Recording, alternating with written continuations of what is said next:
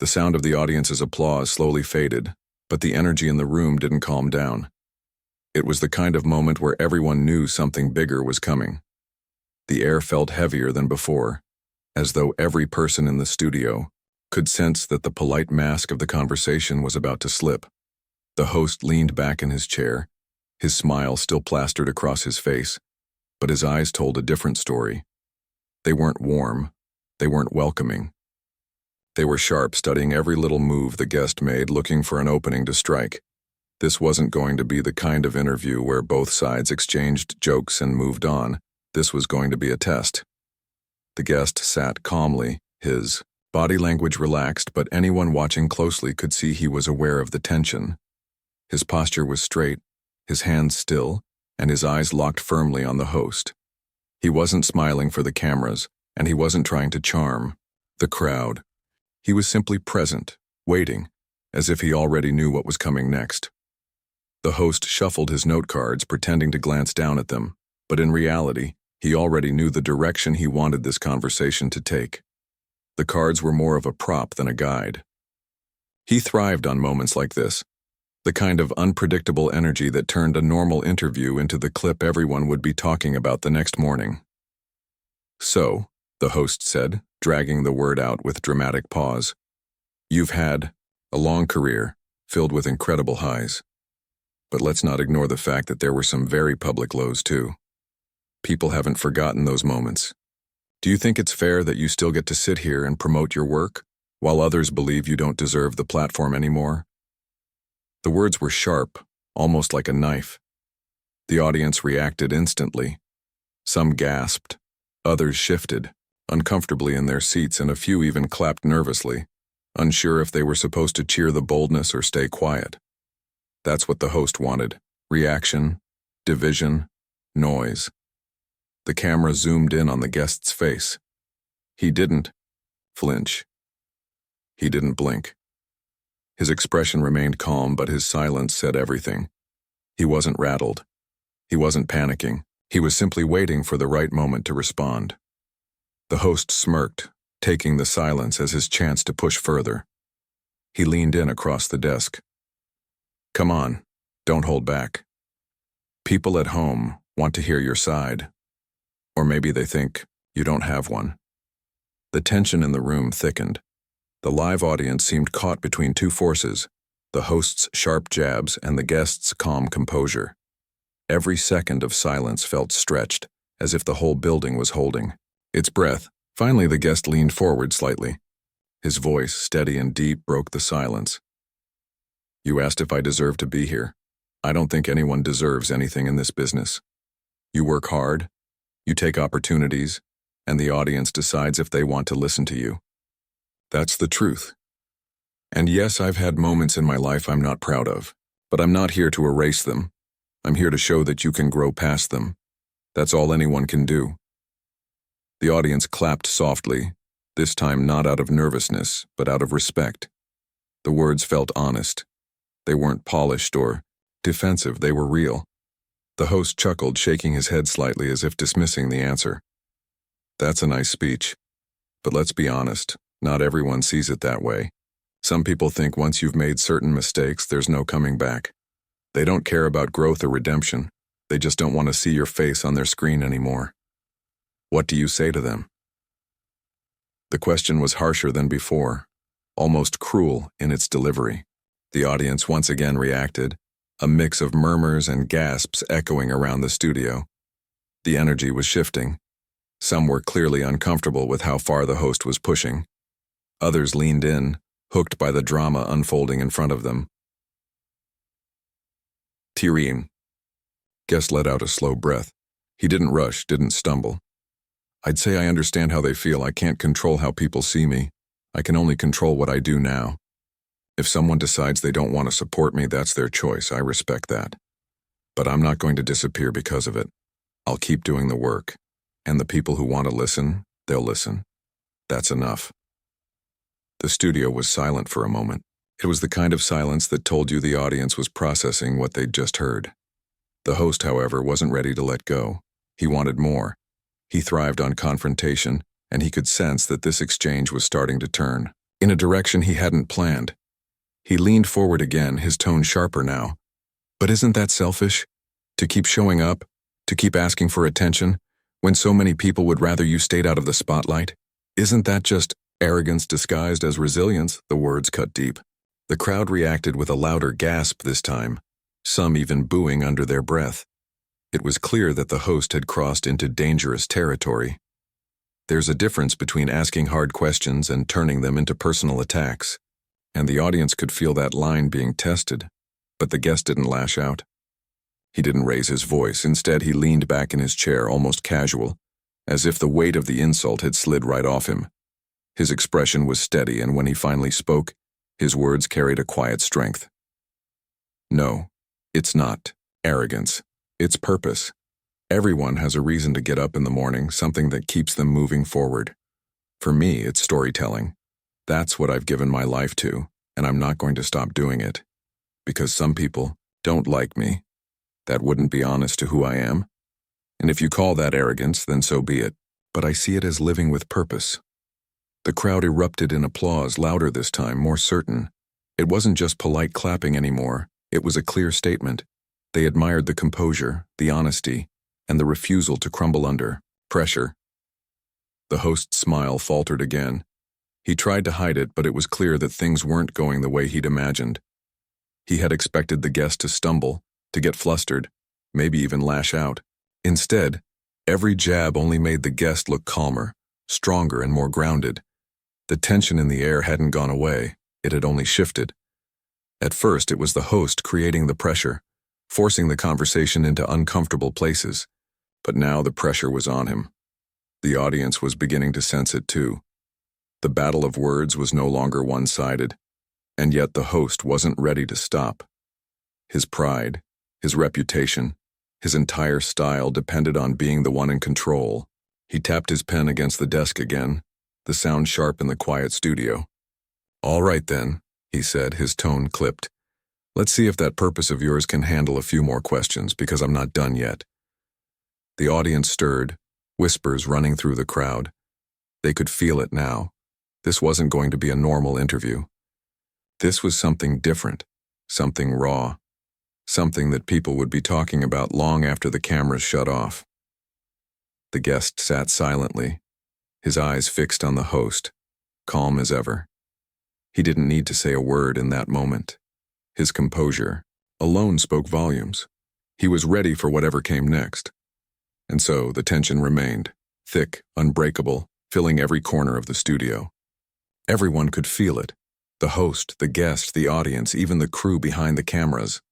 What had started as a regular TV appearance had already transformed into a moment of reckoning. The battle lines were drawn, and the real storm hadn't even started yet. The bright studio lights burned down on the stage, reflecting off the shiny floor and casting long shadows behind the chairs. The set was modern, with bold colors and glowing backdrops designed to keep viewers' eyes glued to the screen.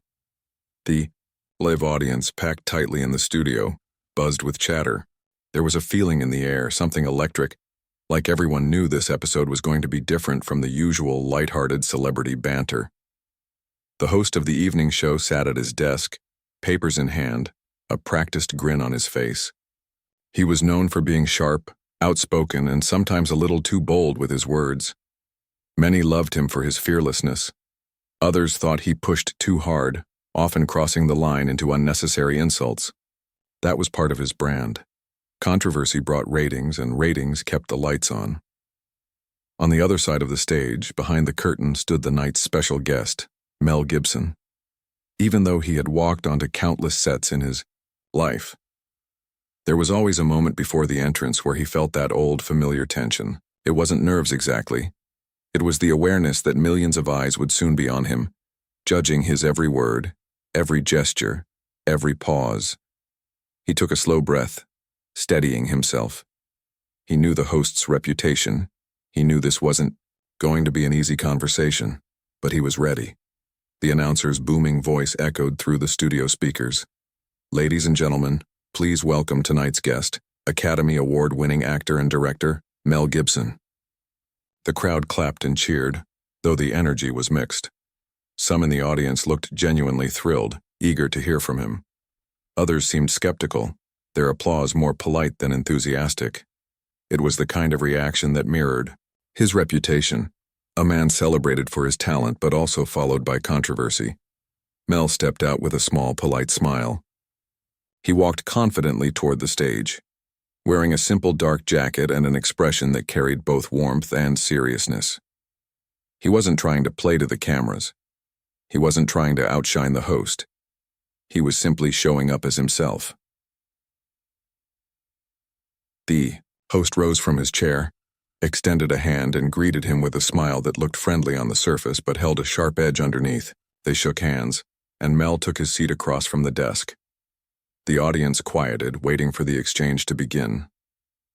The host leaned forward, pen tapping lightly against his note cards. "Well, Mel, welcome to the show. It's been a while since. We've seen you doing live interviews. I think everyone's curious. What brings you here tonight?" It was a simple enough question, but the tone hinted at something deeper. The host wasn't just asking about a movie or a project. He was setting the stage for a conversation that could easily slip from professional to personal. Mel smiled slightly. "I'm here because I've been working on a film that I'm really proud of. It's a story that means a lot to me, and I wanted to share it with the audience. You know, movies aren't just entertainment. They can bring people together, make them think, even challenge them. That's why I still do this." The audience clapped lightly. His answer was thoughtful, delivered in that calm, gravelly voice that carried both weight and sincerity. But the host wasn't going to let the moment stay gentle. He was known for poking, for pressing into places that made guests uncomfortable. That's what got people talking the next day. He leaned back in his chair, eyes narrowing slightly. "Of course your work has been praised over the years. No one doubts your talent. But let's be honest, your career hasn't exactly been smooth sailing. Some people still wonder if you deserve the kind of stage you have. Do you ever think about that?" The words hung heavy in the air. It wasn't a direct insult, not yet, but it was sharp enough to make the audience shift in their seats. The question carried an accusation, one that everyone knew was coming. Mel didn't flinch. He didn't frown or show any sign of anger. Instead, he let the silence linger for a moment. Then he nodded slowly. "Of course I think about it. Anyone in my position would. I've made mistakes in my life and I've faced consequences for them, but I also believe people can change. I believe in growth. That's part of being human. You fall, you get back up, and you try to do better." There was a murmur in the crowd, a mixture of surprise and respect. The way he spoke didn't sound rehearsed. It didn't sound like a prepared speech, it sounded real. The host gave a thin smile as if he wasn't entirely satisfied. He shuffled his papers, preparing his next line of attack. The camera zoomed in on both men, capturing every flicker of expression. This was what live television thrived on. Tension, conflict, the unpredictable moment where anything could happen. Mel sat calmly, his hands resting on his lap, his eyes focused on the host. He wasn't there to play games. He wasn't there to defend himself with anger or hide behind charm. He was there to speak, to answer honestly, and to let his presence speak for itself. The host tapped his pen again. "Well, let's see how honest we can get tonight. Because I know our audience is curious, and frankly, so am I." The crowd stirred again. Some leaned forward, eager for drama. Others looked tense, almost protective of the guest. That was the thing about live shows. No one could predict which way the energy would swing. For Mel, this was familiar territory. He had faced harsher critics before, on bigger stages, in more chaotic moments. But something about tonight felt different. Maybe it was the energy of the room. Maybe it was the host's smirk that carried just a little too much bite. Or maybe it was the sense that no matter what was said, this moment would be remembered, long after the camera stopped rolling. The host smiled again, his voice carrying a playful but cutting edge. "So Mel, here you are promoting a film about values and redemption. Do you ever wonder if the audience is ready to forgive you? Or do you think you're just trying to rewrite the story?" It was a clear setup. The audience gasped quietly, some covering their mouths. The question wasn't just bold. It was borderline insulting. Everyone in the room knew this was the beginning of the real confrontation. Mel leaned back slightly, not breaking eye contact. He didn't rush to answer. He didn't let the weight of the words push him into a defensive corner. Instead, he simply took a breath, steady and calm as the silence stretched longer than expected. The host shifted in his seat, perhaps realizing the guest wasn't going to play into his trap so easily. The audience grew silent, waiting for a reply. And then finally, Mel spoke. People don't need to forgive me for me to do what I love. That's not how it works. Forgiveness isn't demanded. It's earned. And sometimes, it's not given at all. That's life. But I don't wake up in the morning thinking about what people owe me. I wake up thinking about how I can be better than I was yesterday. The words were simple, but they carried a weight that couldn't be ignored. The audience erupted into applause. It wasn't forced. It wasn't polite. It was genuine. The host's smile faltered just slightly. He had expected defensiveness. He had expected excuses or awkward stumbling. What he got instead was composure, humility, and a quiet strength. And that was just the beginning. The silence in the studio grew heavier as the host tapped his pen against the desk, pretending to smile at the audience while his eyes never left the guest. He had tried polite jabs. He had tried framing the conversation with criticism, but none of it had worked the way he wanted. The guest's calm replies had turned the pressure back on him, and that wasn't the outcome he expected. He leaned closer, resting his elbows on the desk, and the crowd could almost feel the shift. It wasn't curiosity anymore. It wasn't even tough journalism. It was something sharper, a personal edge slipping into his voice. The cameras zoomed in, the lights felt brighter, and the entire room seemed to shrink to just the two men sitting across from each other. All right, the host said slowly, his smile thinning. Let's cut through the polite talk. You sit here speaking about purpose and growth, but the truth is, to a lot of people, you're nothing more than a symbol of the past, a relic. Hollywood has moved on, audiences have moved on, and frankly, many think you should have too. Isn't it true that your time is over? The words hit the air like a slap. The audience gasped, some even whispering to each other in disbelief. It wasn't just a tough question anymore. It was an insult, direct and sharp, the kind of insult that doesn't leave much room to maneuver. The guest didn't flinch. His face stayed calm, though his eyes narrowed just slightly. He didn't break his gaze from the host. The silence that followed was thick, and the cameras caught every second of it. At home, millions of viewers leaned in toward their screens, waiting to see if this was the moment where the guest would finally lose his composure. The host smirked, thinking he had finally struck the nerve he was aiming for. He continued, his voice louder now, pressing his advantage. You talk about redemption and second chances, but let's be honest. Do people even want to hear from you anymore? Or are you just forcing yourself back into the spotlight because you can't accept that the world has outgrown you? The audience stirred uncomfortably. Some clapped half-heartedly, not because they agreed, but because they weren't sure how else to react. Others shook their heads, their expressions showing disapproval of how far the host had gone. It was a moment that felt too personal, too pointed, and everyone knew it. Still, the guest didn't rush. He sat back in his chair, almost casual, and let the weight of the insult hang in the air. His calmness was unnerving, especially for the host, who had expected a heated reaction. Finally, the guest leaned forward slightly, his voice steady and controlled. You're saying my time is over? That may be true in your eyes, but I don't measure my time by whether people like you approve of me. I measure it by the stories I tell, by the work I put out, and by the impact it leaves behind. If some people choose to dismiss that, that's their choice. But I'll never accept that my time is dictated by someone else's opinion. The crowd erupted in applause. This time it wasn't hesitant or nervous. It was strong, loud, and full of support. The audience had clearly sided with the guest. They admired his composure, his refusal to break under insult, and the strength in his words. The host's smile faltered again.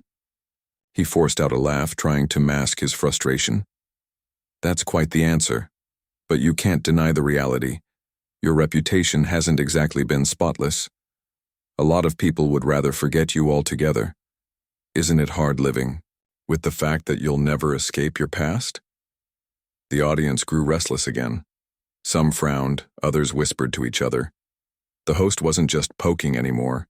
He was digging deeper, almost daring the guest to stumble. But instead of stumbling, the guest only grew stronger. He leaned forward, his eyes locked on the host. I don't run from my past. I live with it every day. That's what makes me who I am. But the past doesn't define the future unless you let it. I've made mistakes and I've paid for them. But I refuse to let those mistakes be the only story told about me. My story is bigger than that, and so is everyone else's. Nobody should be reduced to their lowest moment. The audience broke into thunderous applause. Some even stood, clapping loudly, moved by the honesty and courage in his words. The energy in the room shifted completely. What was meant to be a humiliating insult had turned into a powerful statement about resilience and humanity. The host's eyes flickered, betraying a brief moment of unease. He had gone too far, and instead of breaking the guest, he had only given him a stage to shine even brighter. But his pride wouldn't allow him to stop. He leaned back, forcing another smile, though his tone had lost some of its earlier confidence. Well, that's a nice way of putting it, he said, his voice strained with sarcasm. But let's not pretend that everyone is clapping for you. Plenty of people are still out there criticizing, still calling you out. Do you really believe you've done enough to change their minds? The guest shook his head gently. It's not my job to change their minds. It's my job to live my life with integrity and to do the work that matters to me. People are free to judge me however they want. That's their right. But their judgment doesn't control who I am or what I create. I don't live for their approval. I live for something bigger than that. The audience cheered again, louder than before. The sound filled the studio, drowning out the host's forced chuckle. The energy had clearly shifted away from him, and the crowd wasn't shy about showing whose side they were on. The host sat back, gripping his pen tightly, his smile fixed, but his eyes showing the frustration beneath. He had wanted to embarrass his guest, to cut him down with a sharp insult that would echo through the headlines. Instead, he had set the stage for one of the most powerful replies ever delivered on live television. The cameras caught it all. The insult, the silence, the response, and the audience's reaction. What was meant to humiliate had only elevated the guest, turning the tables in a way no one could have predicted. The guest sat quietly as the applause slowly faded, his face calm, his posture steady. He didn't gloat, he didn't smirk, and he didn't rub the victory in. He simply sat there, letting the moment speak for itself. That calmness, that refusal to show arrogance, only made his reply even more powerful. The tension in the studio had reached its peak. The host had delivered his sharpest insult, and the guest had answered with strength and dignity. Everyone watching, whether in the studio or at home, knew they had just witnessed something extraordinary. And yet deep down it was clear this was only the beginning. The studio lights seemed hotter now, as if the tension in the room had raised the temperature. The audience sat frozen, caught between the insult that had just been thrown and the silence that followed. The host's smirk lingered as he leaned back in his chair, confident he had finally delivered the blow that would shake his guest. For a moment it almost felt like a knockout punch, but the guest didn't answer right away. He didn't fire back with anger. He didn't defend himself with a long, rushed explanation. Instead, he sat still, eyes fixed calmly on the host, as if he was letting the words echo and lose their weight on their own. The silence stretched, and it was powerful. So powerful that the audience began to notice something remarkable. The insult, which had sounded so sharp a moment ago, suddenly felt smaller. The host's words were hanging in the air, but they weren't landing. They were evaporating in the face of that steady silence. The crowd shifted uneasily, not because the guest looked weak, but because he looked so composed. That kind of composure is rare on live television, where most people crumble under pressure. Seconds passed. The cameras zoomed in on the guest's face, catching the small details, his steady eyes, his calm breathing, his relaxed shoulders. He looked like a man who had weathered storms far worse than this. A man who had learned not to let someone else's words define him. The host tried to break the silence with a little laugh, but it sounded forced. "No reply?" he said, tilting his head. "I thought you had something to say about everything." Still, the guest didn't rush. He waited a moment longer, letting the laughter die in the host's throat. Then finally he leaned forward, his voice low but clear, carrying through the studio without needing to be loud. "You know," he said, "when someone throws an insult, it usually says more about them than the person they're aiming it at. I've learned that over time. People who want to tear others down often do it because it makes them feel stronger for a moment. But that strength doesn't last. It fades, and what stays behind is the truth." The audience gasped softly, then clapped. It wasn't wild cheering, not yet. It was a ripple of respect, an acknowledgement that something meaningful had just been said. The host shifted in his chair, his smile tightening. He hadn't expected that kind of answer. He was prepared for defensiveness, maybe even anger, but not for calm wisdom. The power dynamic in the room was shifting, and he could feel it. The guest continued, his voice steady, never rising in pitch or volume. "I've made mistakes in my life, sure, everyone knows that. I don't hide from it, but you calling me a relic or saying my time is over doesn't make it true. It just makes it clear how much energy you're putting into trying to convince people of it. The truth is simple, I'm still here. I'm still working. And as long as I have a story to tell, my time isn't over." The crowd burst into applause this time, louder and longer. Some people even stood, clapping and nodding. The atmosphere had shifted completely. What was meant to humiliate him had only turned into an opportunity for him to show strength. The host's jaw tightened, though he tried to mask it with another forced grin. He leaned forward, pen tapping nervously against the desk. "That's a fine little speech," he said, his tone dripping with sarcasm. "But speeches don't erase history. You can't talk your way out of everything." The guest nodded. "You're right. Speeches don't erase history, but neither do insults. My history is my history. It's part of me, but it's not all of me. If people only looked at each other, for their worst moments, no one would ever move forward. You wouldn't. I wouldn't. None of us." The audience clapped again, and this time the host didn't try to talk over it. He sat quietly, his face betraying the smallest flicker of frustration. For years, he had built his reputation on controlling interviews, on keeping guests off balance. But tonight, it wasn't working. The calm strength of the man sitting across from him was too steady, too unshakable. The guest didn't gloat. He didn't smirk or raise his voice to dominate the room. He simply sat there speaking plainly, as if he were having a conversation with the audience rather than sparring with the host. And the more he spoke, the more the audience leaned in, hanging on every word. He went on, his tone thoughtful. "You call me a relic. Maybe I am in some ways. Maybe I don't fit into the world the way I used to. But that doesn't mean I don't have something to offer.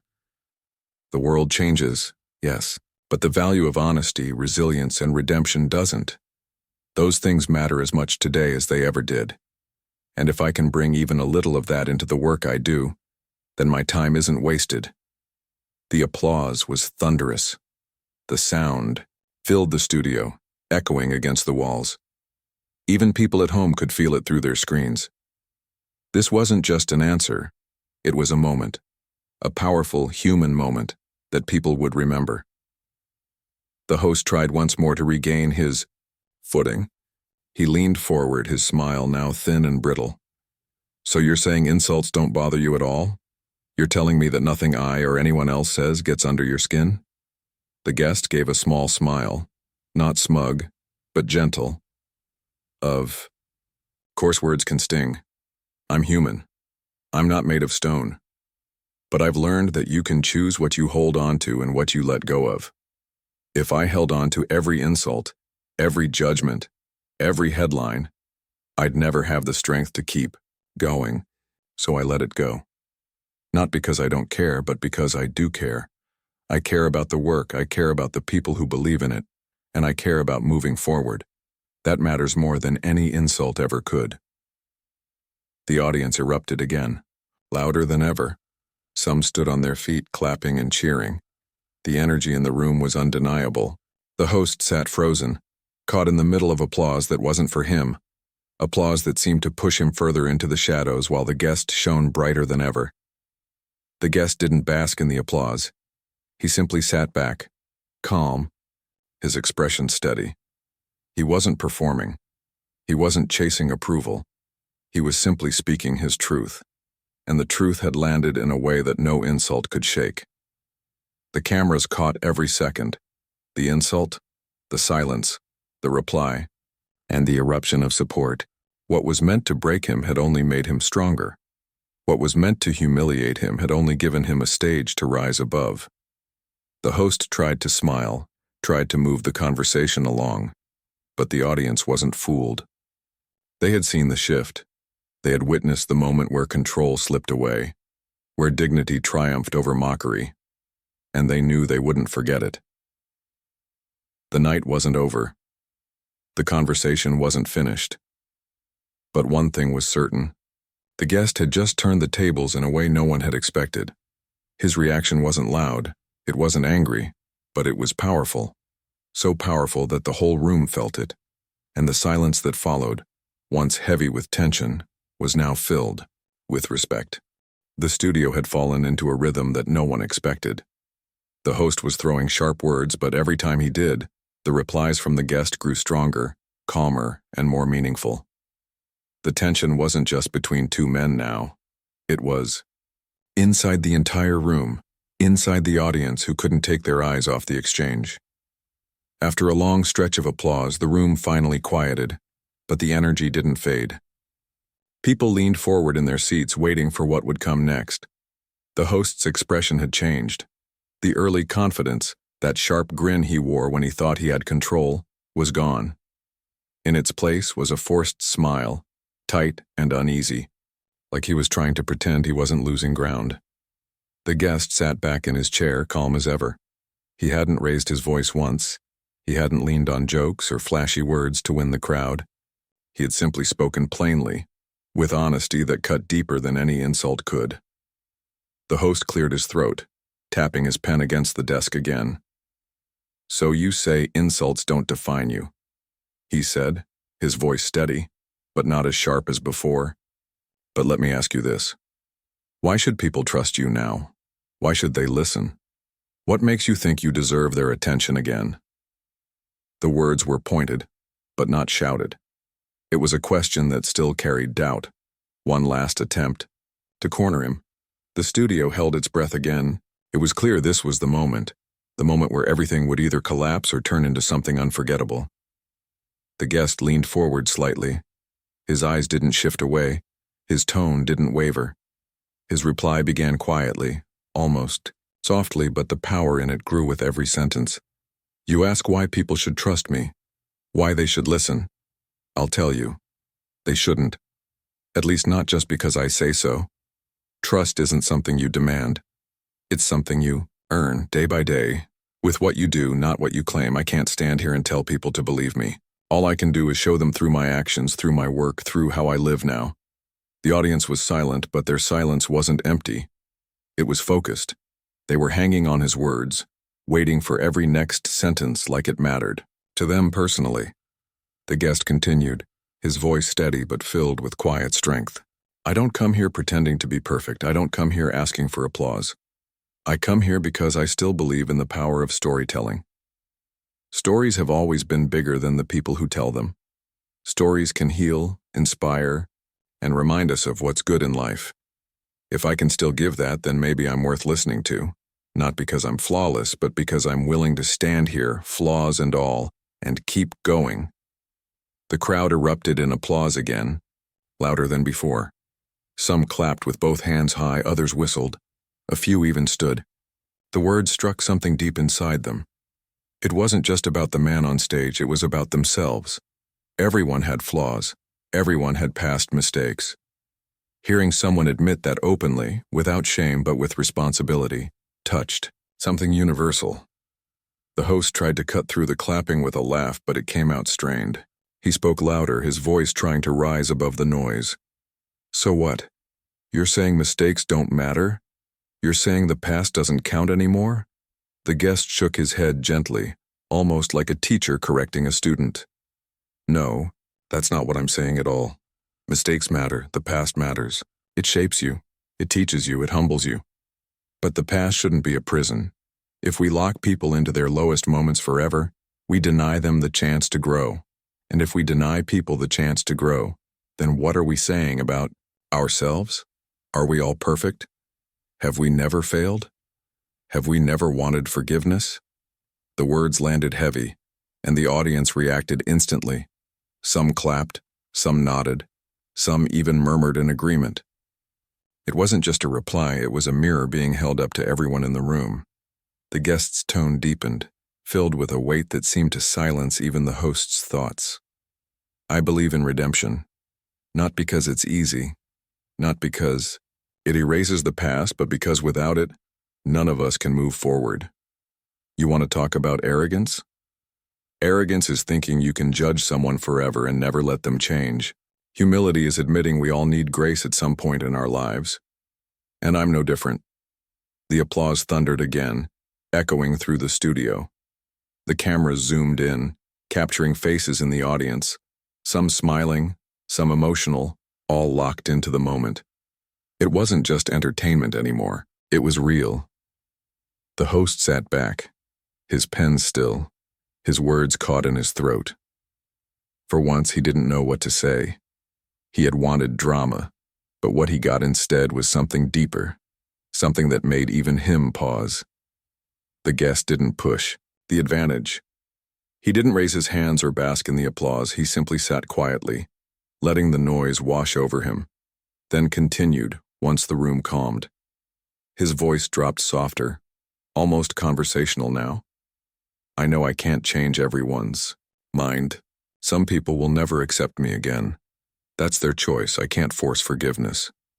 But I can live in a way that's honest, and I can keep creating things that matter. If even one person is moved, inspired, or healed by the work, then that's enough. That's what keeps me going. The words weren't flashy. They weren't polished like a speechwriter's script. They were raw, unguarded, and real. That's why they landed so deeply. For a long moment, the host said nothing. The audience filled the silence with applause once more, a wave of support that seemed to shake the walls. The guest sat still, eyes lowered slightly as if he wasn't looking for praise but simply speaking what was in his heart.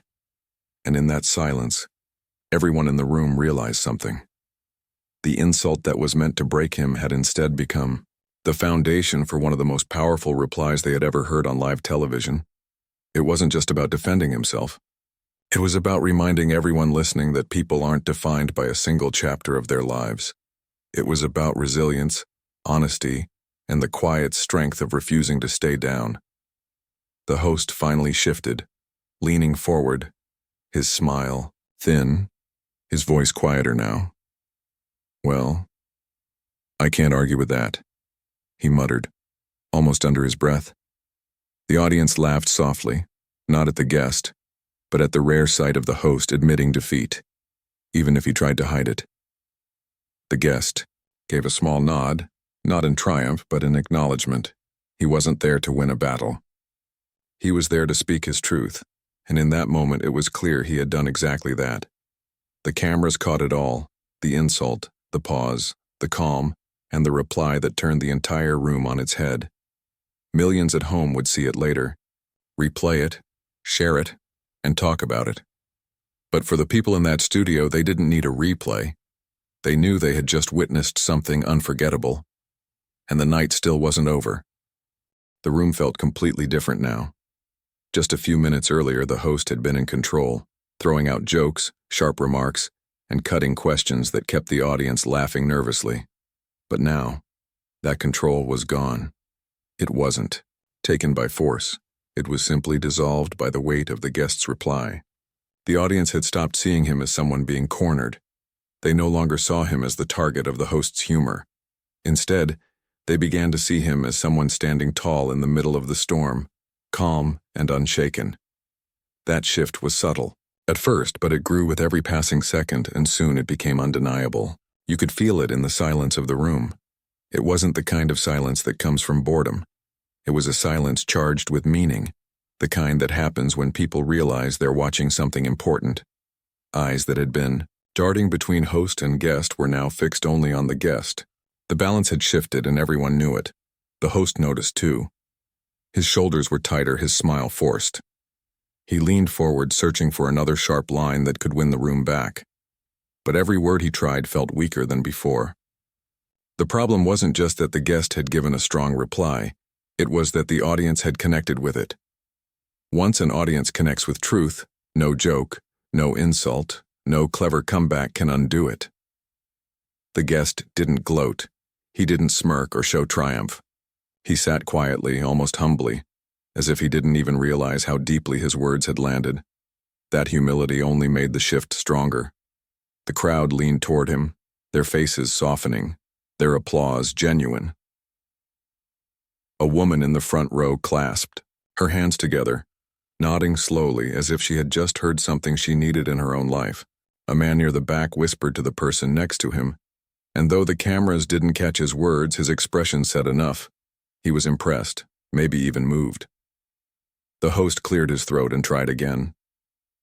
"That's a noble way to put it," he said, attempting a smile. "But let's be honest here, don't you think some people just don't deserve another chance?" There it was again, an attempt to push the conversation back into the old rhythm, but it was too late. The question didn't land as strongly as before. Instead of gasps or chuckles, the audience seemed to wait for the guest's response with curiosity, not tension. The control of the room had fully shifted. The guest's voice was calm, gentle even. "I think that's for each person to decide for themselves," he replied. "But I also think it's dangerous when we build a culture where no one can rise after they fall. If we take away every chance for growth, what are we left with? A world where everyone hides their flaws, pretends to be perfect, and secretly carries shame they can never let go. That doesn't help anyone. We need accountability, yes, but we also need mercy." The words weren't fiery, but they carried weight. The crowd reacted again, clapping, nodding, some even murmuring sounds of agreement. You could see in their faces that they weren't just listening to a celebrity defending himself.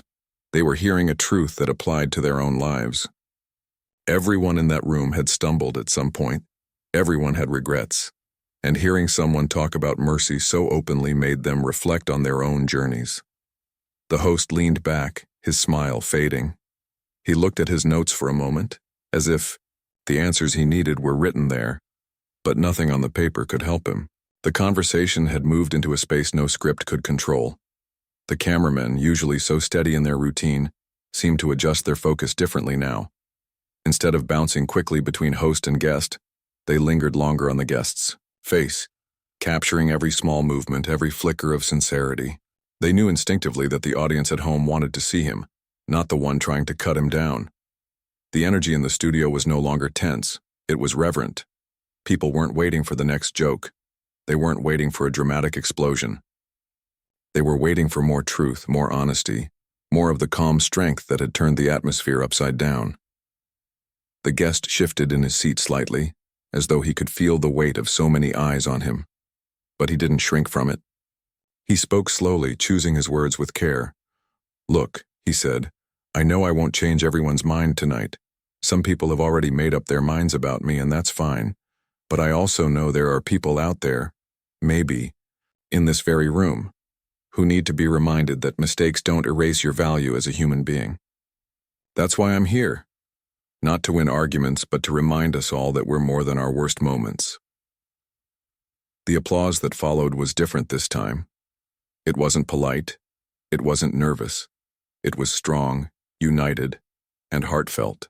People clapped with both hands, their faces lit with admiration.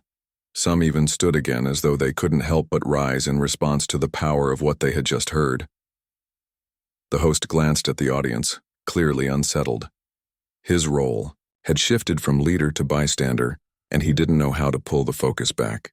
Every attempt he made only highlighted how much the room had changed. The spotlight no longer belonged to him. For the viewers at home, the shift was just as clear. People sitting on their couches, scrolling on their phones, or eating dinner while the show played in the background suddenly stopped what they were doing. The tone had changed, and the words coming from the guest weren't just for entertainment. They were for everyone listening. On social media, comments were already starting to pour in. Clips of the moment were being clipped and shared within minutes. People typed things like, "This is real honesty," and "I wasn't expecting to feel this emotional watching a talk show." The shift in the studio was now spreading beyond its walls. Back in the studio, the host finally leaned back with a sigh. He tried to laugh it off, saying, "Well, you've certainly given us a lot to think about tonight."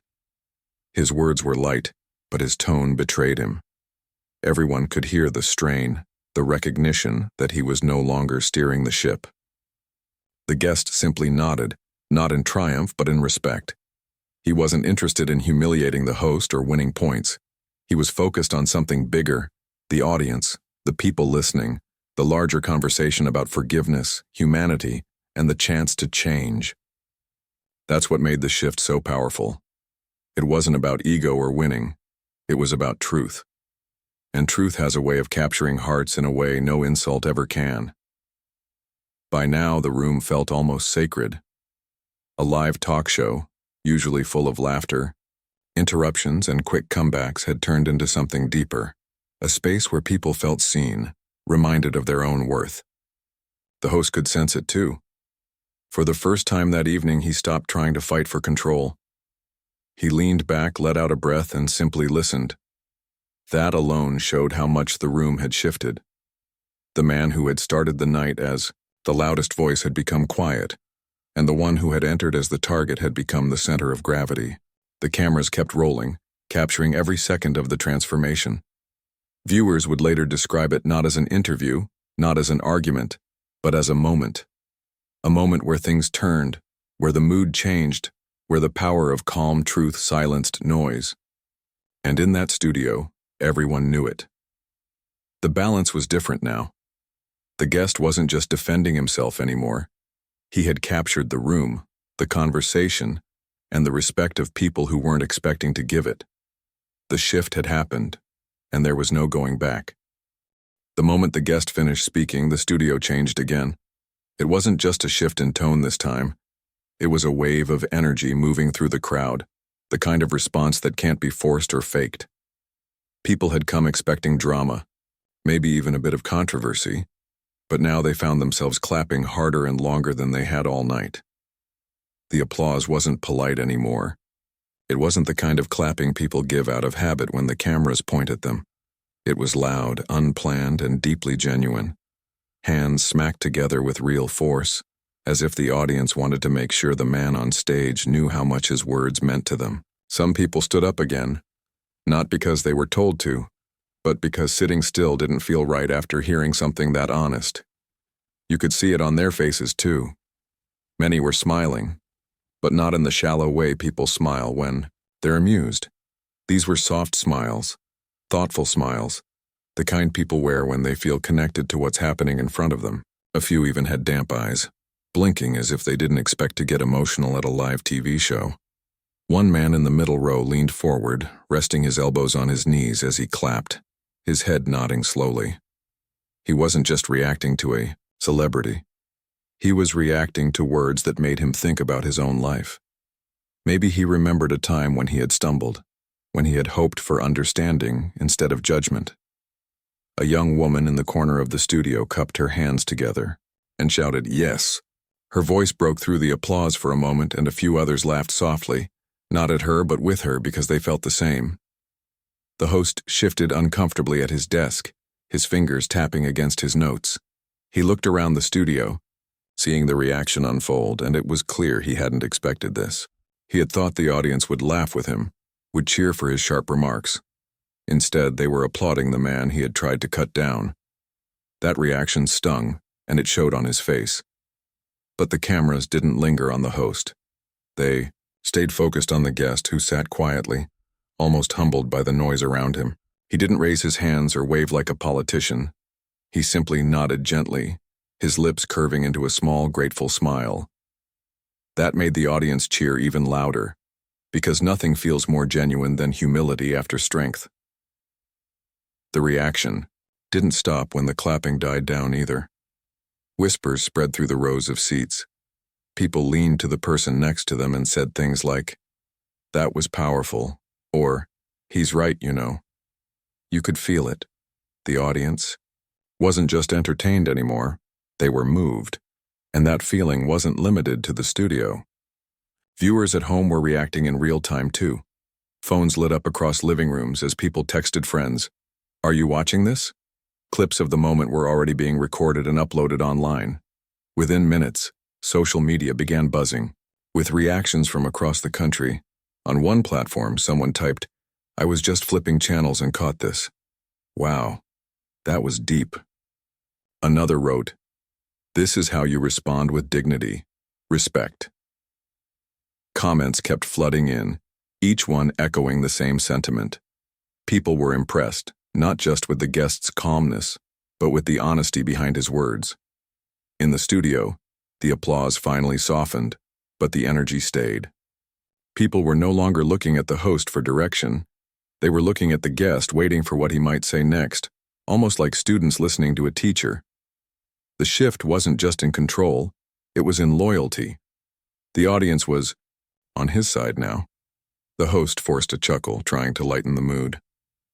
"Well, I guess you've won them over," he said, his voice carrying a hint of nervous humor.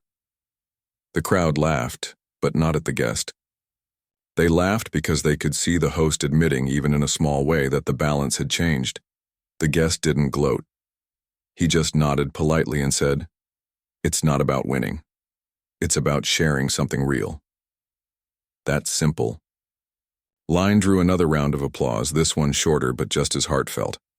A cameraman later said he could feel goosebumps while filming. "You don't get that often in a studio," he admitted. "Most shows are just noise and jokes. But this was different. You could feel people connecting." Backstage, producers exchanged quick glances. Some were surprised, others impressed. They knew instantly that this episode would be remembered, not because of the host's usual sharp wit, but because of the guest's ability to turn an insult into inspiration. Meanwhile, people in the audience were already planning how they'd talk about it later. Some thought about sharing the clip with friends. Others thought about how they'd retell the moment at dinner tables, at work, or over coffee. It was clear that the reaction went beyond applause. It was personal.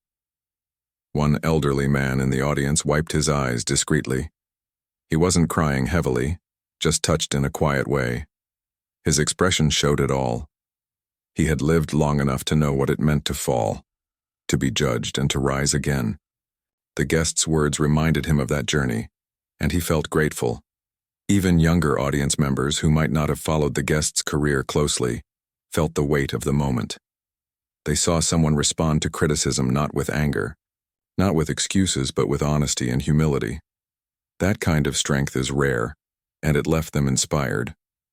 The applause and murmurs of support didn't just boost the guest, it created a sense of unity among the audience. Strangers sitting side by side found themselves sharing smiles, nods, even quiet words of agreement. For those few minutes, it felt like everyone in the studio was part of the same story, connected by the same truth. And when the host tried to move on to the next segment, it didn't land the same way. The audience clapped politely, but their attention was still fixed on the guest. It was clear who had left the strongest impression that night. Later, when the show aired across time zones, the audience reaction became part of the story itself. Commentators and viewers didn't just talk about what the guest said, they talked about how the room responded. Clips showing people standing, clapping, and nodding in agreement circulated widely, reinforcing the message that something rare had happened on live television. The guest himself didn't seem to seek any of that attention. He wasn't asking for sympathy or cheering, but the fact that he remained grounded even as the crowd rose for him made the reaction even more powerful. People respect authenticity, and they had just witnessed it in its purest form. That night, the studio audience left the building with more than just memories of a TV taping. They left with stories they wanted to share, with emotions they hadn't expected to feel, and with respect for someone who had reminded them of something simple but important. People are more than their mistakes, and dignity can silence even the loudest insult. The host had entered the evening expecting to be the one in control. But in the end, the audience reaction showed who had truly left the strongest mark. And as the cameras faded to a commercial break, you could still hear it. The lingering sound of applause, not for a clever insult, but for a powerful truth. When the cameras finally cut to a commercial break, the studio still felt alive with energy. The sound of clapping lingered in the air, almost echoing off the walls, as if no one wanted the moment to end. People were smiling at each other, talking, softly, and glancing back at the stage where the guests still sat calmly, almost unaware of how much had just shifted. The host leaned back in his chair, his notes scattered on the desk in front of him. His usual confidence, the sharp edge that made him known across television, had faded. He wasn't defeated in a dramatic way. He simply looked like someone who realized the show had slipped out of his hands. For the first time, the spotlight wasn't his. It belonged to the man who had walked in as a guest and was now leaving, as something far greater. The audience could sense it too. They weren't just reacting to a celebrity comeback or clapping out of habit. They were witnessing something they would carry with them long after the cameras stopped rolling. A talk show had turned into a moment of truth, and those don't come often. When the program resumed, the host tried to lighten the mood, shifting to lighter questions and scripted jokes. The audience chuckled politely, but the energy was different. They weren't waiting for his punchlines anymore. They were waiting to see what the guest would say next. Every time the guest spoke, the room leaned forward, listening carefully as though the night had turned into a rare lesson more than an interview. By the time the show ended, the host closed with his usual smile, thanking the audience and reminding viewers to tune in again. But even as the cameras faded out, it was obvious who people would be talking about the next day. The story wasn't the jokes, the insults, or the set. It was the reply. Outside the studio, the audience spilled into the night air, buzzing with conversation. Strangers who had come in without knowing each other were now sharing the experience, talking about how powerful the moment felt. Some replayed their favorite lines out loud. Others spoke about how they were surprised by how much it touched them. One man said, "I thought I was just coming to watch a show. I didn't know I'd leave thinking about my own life." That reaction grew bigger once the episode aired nationwide. Within hours, short clips of the exchange were everywhere online. Social media timelines filled with people sharing the same moment, replaying the same words and adding their own reactions. It wasn't just fans who were talking. It was people who had never cared much about the guest before, suddenly moved by the honesty they had seen. Some wrote things like, "This is how you handle criticism, with grace, not anger." Others said, "We need more of this on TV. Real conversations, not just insults and noise."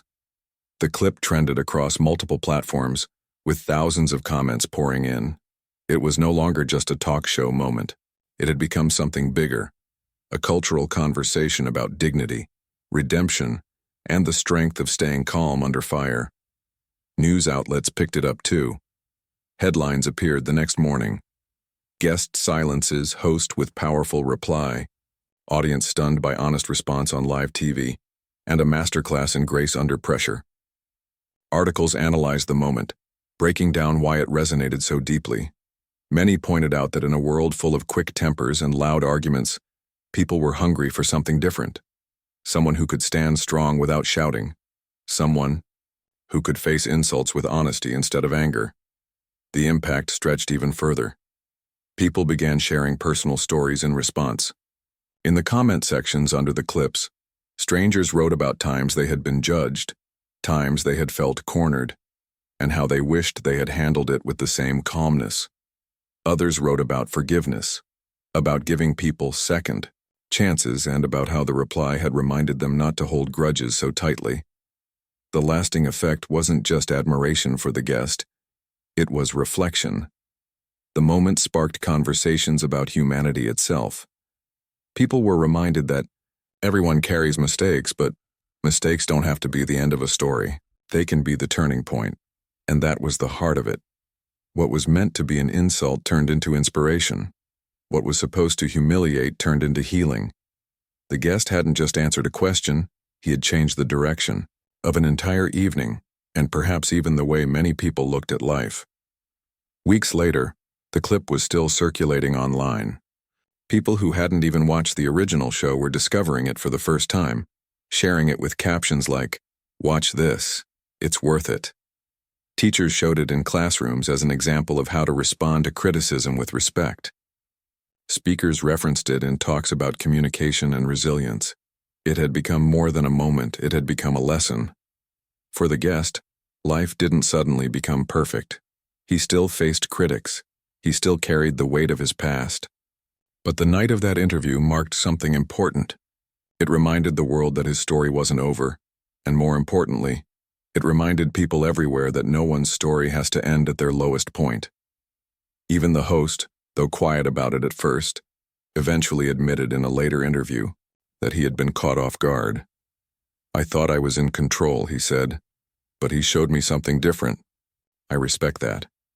It wasn't easy for him to say, but it showed how powerful the moment had been, not just for the audience, not just for viewers at home, but for the man who had delivered the insult in the first place. And that's why the lasting impact was so strong. It wasn't about winning an argument. It wasn't about defeating someone on live TV. It was about showing that grace, humility, and truth are stronger than sarcasm or mockery. The audience that night didn't leave remembering the insult. They left remembering the reply. They didn't carry home laughter at someone's expense.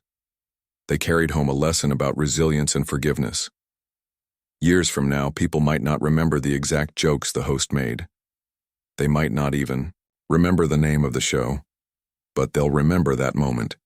The way one man turned an insult into a speechless silence and then into thunderous applause. The lasting impact wasn't just for him. It was for everyone who watched, everyone who shared, and everyone who felt even for a second that their own mistakes didn't have to define them forever. That night, in a studio filled with lights, cameras, and expectations of entertainment, something rare happened. A truth was spoken, a crowd was moved, and millions found themselves inspired. And all it took was one calm, powerful reply.